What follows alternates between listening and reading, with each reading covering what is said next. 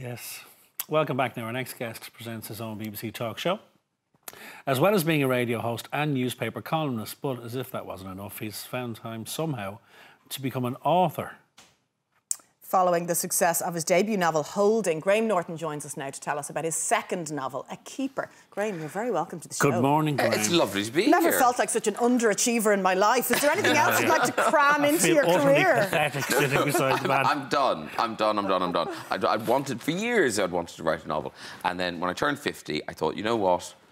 Do it or shut up about it. Okay. So I did the first one, and you don't know if you can do it, you know, because it's, you can write a bit, but actually doing a whole novel. But was the seed of the idea there for years? Yes, the first book, there was a house that I remember seeing, and it was all kind of overgrown. And my mother told me the story about these three sisters, and that was kind of the germ of the first book.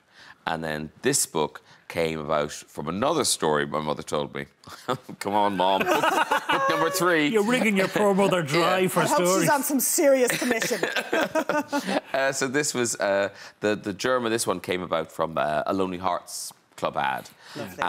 And there's a twist in the book about these letters, and that twist happened in life, and I kind of stored it away, and I thought, oh, that would be good. So this is a story about Elizabeth Keane, who goes back home, returning to Ireland after the death of her mother.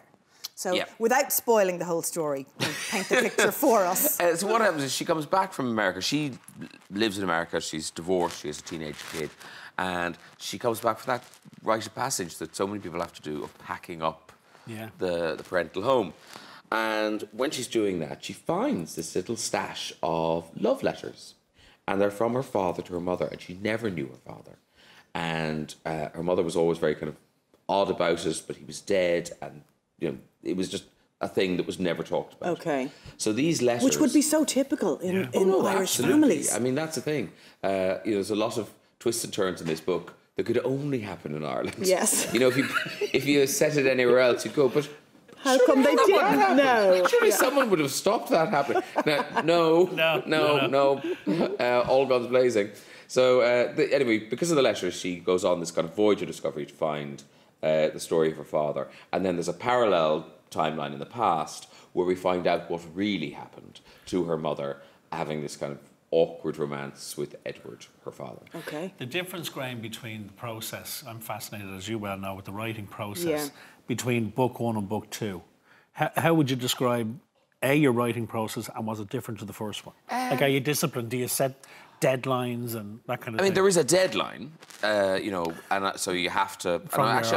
I'm surprised, because the last time in my life that I had deadlines, in school and university, I was never that guy. I was the guy who was kind of like, sorry, just like scrunched up with whole gravy on it. And but this somehow, something's happened in my life, and I've become disciplined. So I can hit a deadline. What I do is I block out kind of days in my diary when I know that's a book day. Right. And the thing is, like, people kind of go, oh, it's not, how do you fit it all in? I want to. Yeah. Like, I enjoy... But that's the key, though. This is fun to me, that I look forward to the book days.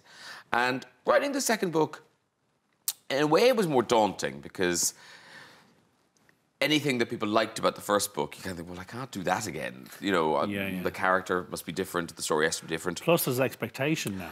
There is, but the nice thing was... I knew even if this book was terrible, I was going to finish it. I knew that I was capable of writing a novel. So that gives you some confidence.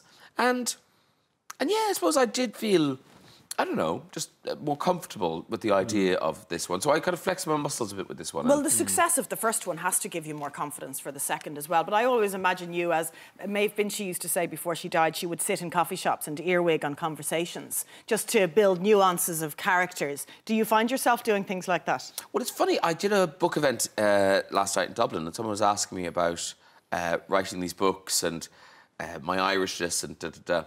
And I suddenly realised, when I was talking to this woman in the audience, I suddenly realised, like, I would never have the confidence to write this book set in England.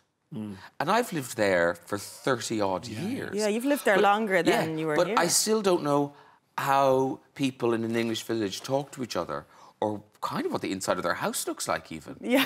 Whereas I still know what it's like in Ireland, and that never kind of leaves you. And I suppose I do spend a lot of time there. It's in your psyche. It's built in. It's built in. Yeah, it's where you grew up. Yeah, you know, I grew up in Ireland in the 70s, so voila. Ireland in the 70s. And you do, I think you straddle it very well, because obviously you're presenting a show in the UK, and the UK think that you're theirs, but you're Irish, and you're very loyal to the Irish. I did an event during the week, and Imelda May was there. Oh, yeah. And Imelda cited the likes of yourself and Jules Holland and Terry Wogan as the 3 people in the UK who gave her that leg up in terms of, you know, boosting her profile to a whole new audience. And it is that brilliant moment where you see 3 superstars on the couch and then an Imelda May on the end. Yeah, well, it's nice, and, you know, it's nice that I'm able to do that, because particularly in the music industry, it is hard to get some TV exposure. And it's kind of weird that,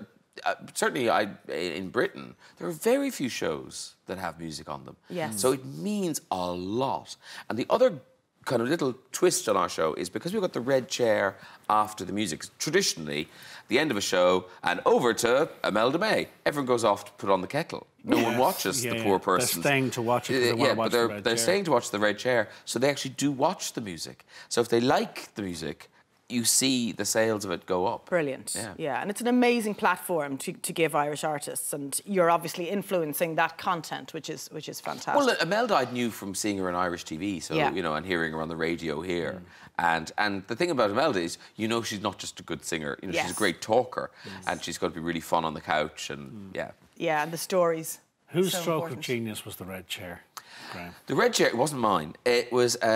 What happened was we had Ronnie Corbett on the show, and now you're probably too young, but he used to have the show. He had the chair the 2 Ronnies, and he'd there, sit in the big chair, and he kind of my producer said to me, so he was coming on the show, and my producer that wouldn't it be good to get people of the audience to sit in this red chair, and if the stories are boring, we'll flip them.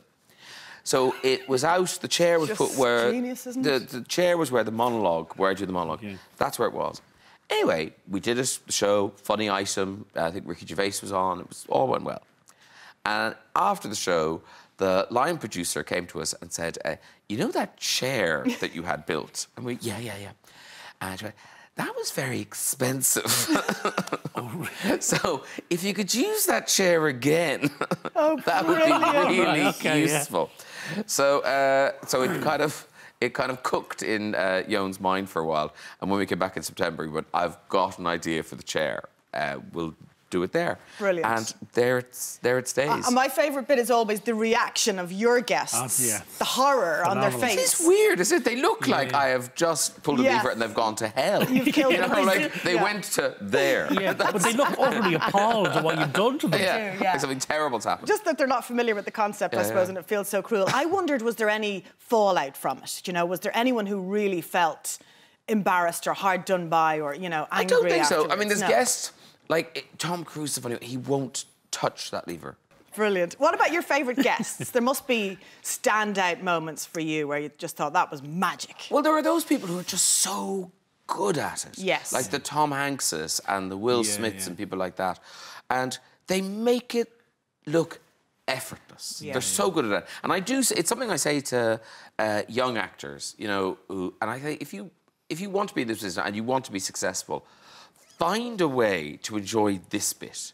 Find a way to enjoy doing a junket in a hotel room or something, because it's half your life. And you meet, you know, the ones you meet, and they're like, and they hate it, and they're looking at their shoes, and it's torturous. And you're like, what are you doing? Like, you're making your own life miserable.